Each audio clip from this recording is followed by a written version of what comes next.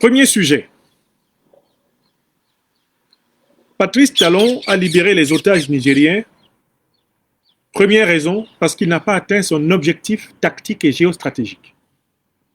L'objectif tactique et géostratégique de Patrice Talon était d'amener l'armée nigérienne à répondre à sa provocation par une invasion du territoire béninois. Talon avait été chargé de provoquer le président Abdourahmane Tiani, sachant que l'armée nigérienne est, en termes de puissance militaire, supérieure à l'armée béninoise. Il partait du principe que le général Abdourahmane Tiani, président du CNSP, chef de l'État du Niger, allait tomber dans le piège que les États-Unis ont tendu à Saddam Hussein à travers le Koweït dans les années 90. Pour mémoire, les États-Unis voulaient détruire l'Irak de Saddam Hussein parce que Saddam Hussein avait décidé de commencer à vendre le pétrole irakien sans passer par le dollar. Alors, ils ont demandé aux Koweïtiens de vendre le pétrole à très vil prix, ce qui faisait s'effondrer les prix du baril du dollar de pétrole et faisait perdre de l'argent à l'Irak. Saddam Hussein, conscient de la supériorité militaire de l'armée irakienne sur l'armée koweïtienne, a donc décidé d'envahir le Koweït pour y installer un régime favorable à l'Irak et rétablir les prix du pétrole de telle façon que le pétrole irakien ne soit plus vendu au rabais, puisqu'il avait décidé de le vendre en monnaie irakienne et non plus en dollars. Saddam Hussein, qui avait été l'allié des Américains dans la destruction de l'Iran, dans la guerre contre le régime chiite d'Iran, Saddam Hussein prit quand même une précaution, c'était de demander aux autorités américaines si elles ne voyaient pas de mal à ce qu'ils envahissent le Koweït pour ainsi dire, redresser le comportement insolite des dirigeants koweïtiens de cette époque et les obliger à respecter quand même un prix convenable pour le pétrole au Moyen-Orient. Les Américains répondirent à Saddam Hussein qu'ils pouvaient envahir le Koweït, que ce n'était pas un problème, qu'ils ne s'en mêleraient pas. Saddam Hussein crut en ses anciens maîtres qui s'étaient servis de lui pour attaquer l'Iran.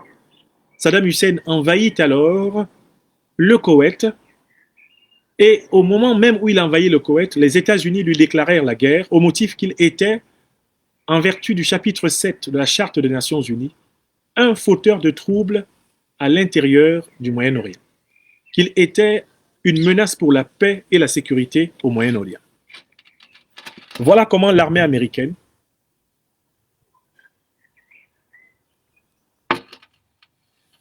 attaqua sauvagement et bombarda l'Irak, puis finit par, au terme de sa deuxième guerre, s'emparer de Saddam Hussein pour le pendre, en prétendant au départ qu'il était détenteur d'armes chimiques, d'armes nucléaires qui menaçaient la sécurité du monde. Ce piège a été tendu par l'OTAN et par la France-Afrique au général Abdourahmane Tiani et au CNSP du Niger. On a envoyé le petit Talon provoquer le Niger dans l'espoir que le Niger réagisse de façon disproportionnée. Si le Niger avait réagi de façon disproportionnée, alors les puissances occidentales qui sont au Conseil de sécurité des Nations Unies auraient sauté sur le prétexte pour dire que le Niger devenait une menace pour la paix et la sécurité dans la sous-région en vertu de l'article 7 de la Charte des Nations Unies de San Francisco du 26 juin 1945. Et dans ces conditions, les puissances occidentales pouvaient attaquer sauvagement le Niger, comme elles ont attaqué l'Irak, comme elles ont attaqué la Libye, comme elles ont attaqué la Serbie, comme elles ont attaqué l'Afghanistan, comme elles ont attaqué la Somalie, bref, tous les pays auxquels l'impérialisme otanien a déclaré la guerre au motif que ces pays troublaient l'ordre international, ne respectaient pas les droits de l'homme et leur soi-disant démocratie. Le général Abdourahmane Tiani et ses compagnons du CNSP, comme on dit à Abidjan, ils ont vu dedans. Ils ont vu. Ils ont compris le piège qui était ourdi contre eux. Talon s'est donc retrouvé avec des otages, mais sans le bénéfice de son kidnapping. Parce que quand tu kidnappes des gens, quand tu arrêtes des innocents, il faut t'assurer que tu vas en profiter. Or, selon le plan qu'ils avaient prévu, dès lors que les innocents nigériens étaient arrêtés, l'armée nigérienne allait s'énerver, traverser la frontière, entrer au Bénin et aller chercher Talon au palais et aller libérer les Nigériens. Mais le président Tiani est resté serein et imperturbable. Parce qu'il a bien compris que Patrice Talon ne comptait pas sur lui-même, mais il comptait sur ses maîtres impérialistes occidentaux. C'est la première raison. Bon, tu te retrouves avec des otages, mais il n'y a pas la réaction de la partie victime de ta prise d'otage. Il n'y a aucune réaction qui te mette en situation de dire ça y est, j'ai obtenu mon objectif. Non, c'est toi seul qui as maintenant un problème. Tu dois libérer les otages quand tu seras fatigué de les garder. Et le problème de Talon, c'est compliqué pour une deuxième raison. La deuxième raison pour laquelle Talon a libéré les otages nigériens, c'est que le kidnapping des Nigériens au Bénin a été vomi autant par le peuple béninois que par le peuple nigérien et tous les peuples africains. La circulation de l'information politique aujourd'hui en Afrique est telle que tout le monde a compris que Patrice Talon n'agissait pas dans l'intérêt du Bénin. Tout le monde a compris qu'il n'agissait pas dans l'intérêt du peuple nigérien. Il n'agissait même pas dans l'intérêt de la soi-disant CEDEAO. Tout le monde a compris que Talon était un cheval de Troie du néocolonialisme français, de l'impérialisme occidental, pour organiser une attaque du Niger. Et l'opinion à l'unanimité a vomi Talon. Talon est détesté d'abord par les Béninois. Ils sont nombreux sur les réseaux sociaux, au Bénin, à travers l'Afrique et le monde, à dénoncer Talon et à dire leur honte que Patrice Talon mène une telle politique contre un peuple frère. Le peuple nigérien a aussi compris qu'il ne fallait pas s'en prendre à ses frères et sœurs béninois. Les Nigériens ne sont pas tombés dans le piège du diviser pour mieux régner que Talon et ses maîtres néocolonialistes et ses maîtres otaniens leur avaient tendu. Donc Talon, littéralement, s'est retrouvé isolé, et dans l'opinion béninoise, et dans l'opinion nigérienne, et dans l'opinion africaine, et dans l'opinion internationale. Le soldat Talon, avec ses 5 otages, était nu comme un verre sur la place centrale de la politique africaine. Ça, c'est la deuxième raison. Talon vomi par l'opinion. Il y a une troisième raison pour laquelle Talon a libéré les otages. Il a libéré les otages parce que tous les juristes du Bénin qu'il a pu consulter lui ont dit qu'en vertu des accords d'exploitation du pétrole nigérien qu'il avait signé, il était impossible pour lui de justifier le fait d'empêcher que des officiels nigériens viennent compter la quantité de pétrole nigérien exporté au terminal de Semek-Bodji. Talon a consulté tous les juristes, y compris les plus grands menteurs du Bénin. Même les menteurs lui ont dit, Président, les accords vous interdisent de conditionner l'ouverture de la frontière par le contrôle de l'exportation du pétrole. Les accords que vous avez vous-même, Talon, depuis 2018, signés sur l'exploitation du pétrole nigérien et son transport à travers le territoire béninois, ces accords sont explicites. Les relations frontalières, même les relations politiques, ne sont pas des conditions de cet accord. Les questions énergétiques sont indépendantes des questions frontalières. Donc Talon lui-même a reçu la conviction, après avoir écouté les arguments de ses propres juristes de la présidence, qu'il était dans le faux. Quand tu es dans le faux et que tes propres camarades te disent « là seulement, tu as exagéré », tu es en difficulté. Ça fait pour Talon une troisième raison pour laquelle ça n'allait pas. Quatrième raison pour laquelle Talon a compris que ce n'était pas la peine de continuer. Mais il a été lâché par ses comparses de la CEDEAO. Depuis que le conflit pétrolier nigéro-béninois a éclaté, dites-moi quel est le pays de la CEDEAO qui a soutenu Talon. Parce que Talon fait tout ça dans le cadre du plan que les néocolons français, les impérialistes de l'OTAN, ont demandé à la CEDEAO d'appliquer pour déstabiliser le Niger et détruire l'alliance des États du Sahel. Donc Talon s'attendait un minimum à un certain soutien de la Côte d'Ivoire de Ouattara, un certain soutien du Togo de Faure Gnassingbé, du Nigeria d'Adebola à Tinubu. Il s'attendait à un certain soutien d'Umaro Sissoko Embalo, qui est devenu très russe ces derniers temps. Talon s'attendait à un soutien de ses pairs. Oh que non! Talon fut lâché, abandonné en rase campagne. Depuis que le conflit du pipeline a commencé, dites-moi si vous avez une seule déclaration d'un dirigeant de la CEDEAO en soutien à Talon. Talon a regardé derrière lui, il n'a vu personne. Il a dit, « Hein? Donc je vais mourir cadeau comme ça? Je suis en train de servir de cheval de Troie contre le Niger. Mais je ne suis pas soutenu par la CEDEAO. Il n'y a même pas un communiqué de la CEDEAO pour dire que j'ai raison. Alors que Guterres était pressé de dire que les 49 bandits de Watney au Mali étaient protégés. Moi, je n'ai même pas reçu le soutien de l'Union africaine. Astagfirullah.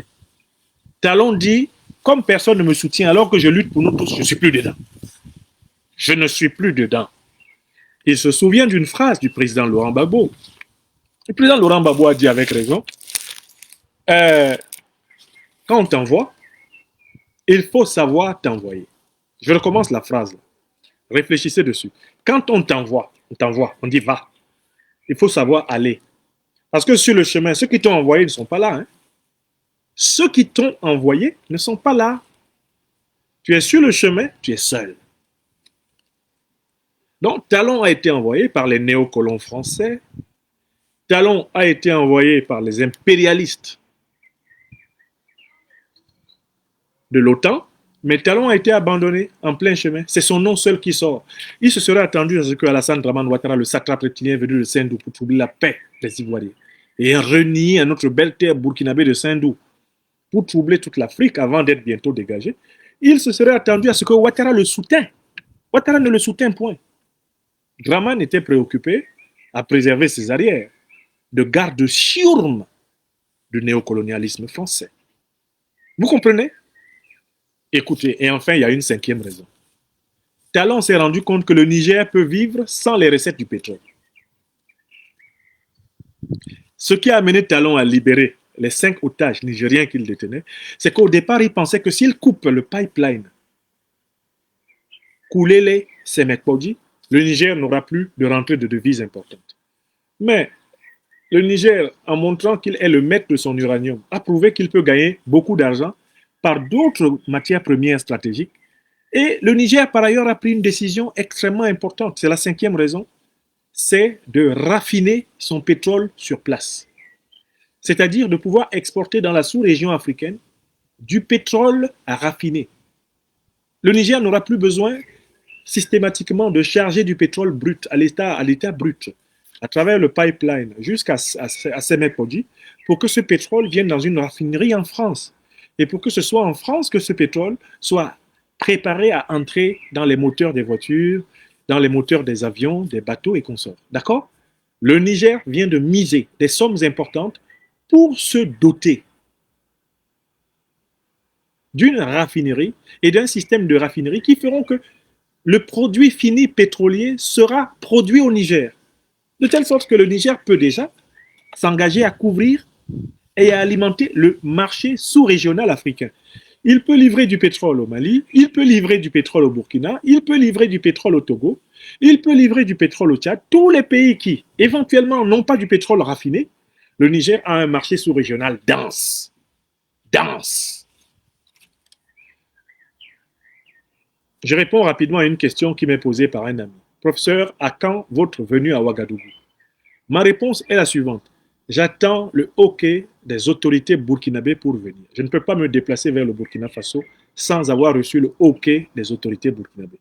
Quand j'aurai le OK des autorités burkinabées, je viendrai au Burkina Faso. Je le dis à mes frères et sœurs burkinabés qui me posent cette question depuis plusieurs mois. J'attends. Quand le président Ibrahim Traoré, ses compagnons, seront prêts à recevoir leurs frères, j'arrive. Quand ils ne sont pas prêts, j'attends. Je ne peux pas m'amener au Burkina Faso sans qu'il m'ait donné la route. Vous comprenez? Ça viendra donc. Ne soyez pas pressés.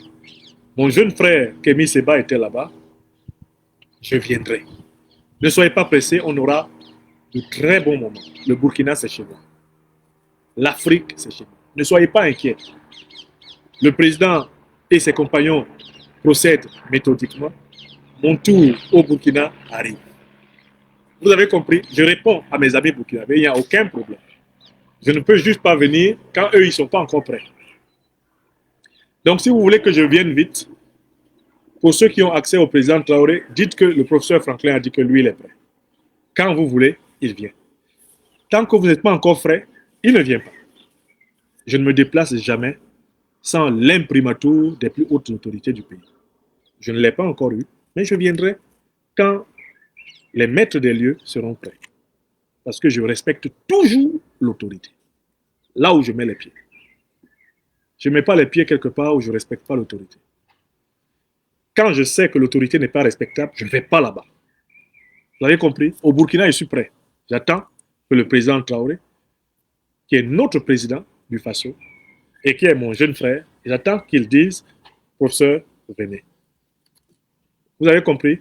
Dites ça partout à Ouaga. Ne dites pas que c'est moi qui ne veux pas venir. Dites que j'attends le OK. Vous avez compris?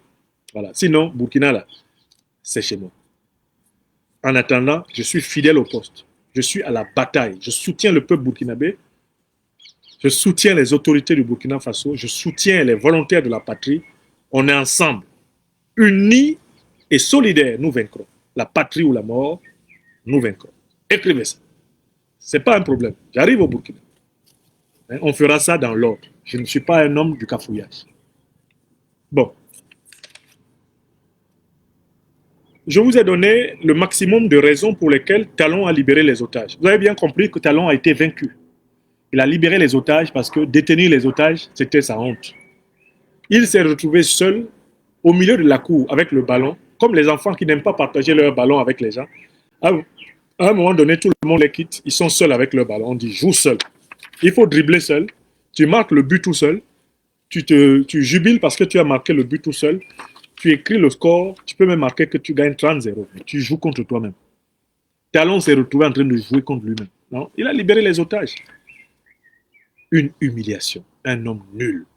Quand le président Tchani, à travers ses communicants, lui a dit que lui, Talon, va libérer ses otages et qu'un seul de leurs cheveux ne va pas manquer, Talon crut douter.